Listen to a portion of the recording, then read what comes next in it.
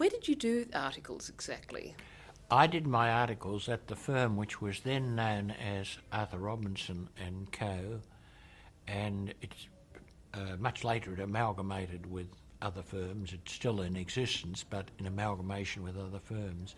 At that time, that firm did virtually nothing but company law, and they acted for many big companies. And so while I was there doing my articles, I didn't do much other than company law.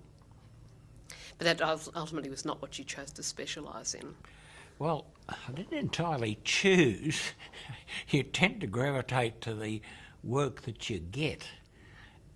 When I came to the bar, I was thinking primarily in terms of doing commercial law, but there wasn't much commercial law about at that stage, and everybody at that stage began by going out to the magistrates' court, doing fairly simple claims in negligence, a lot of them relating to motor car accidents, and doing general work and doing a bit of petty criminal work, appearing for people in the magistrates' court who were charged with offences, and then you'd get other work, like appearing at coroner's inquests, but it was all really in the common law sphere.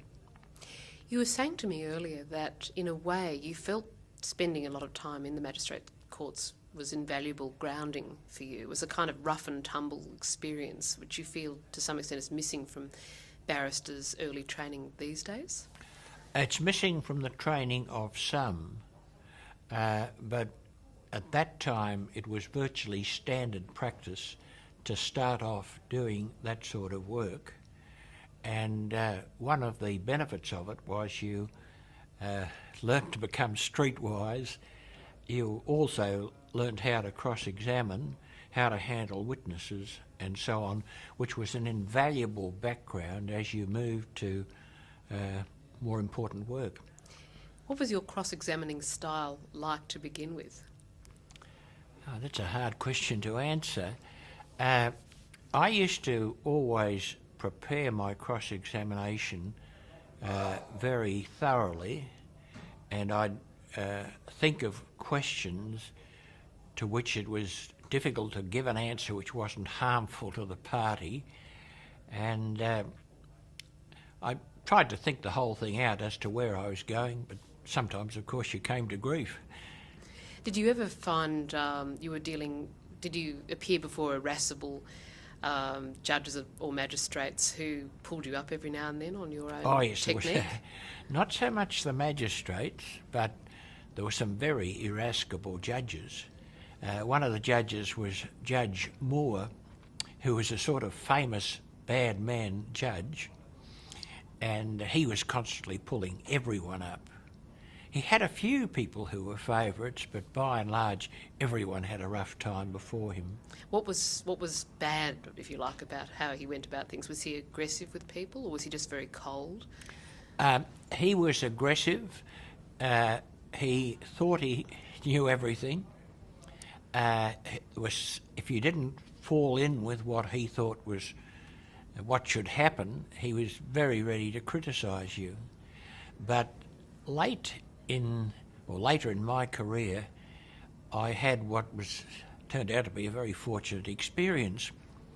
This was in 1963, I think, but for some years prior to that, I was fairly senior, and I'd refused to appear before him, and my clerk said, this can't go on, you've got to be prepared to appear before every judge.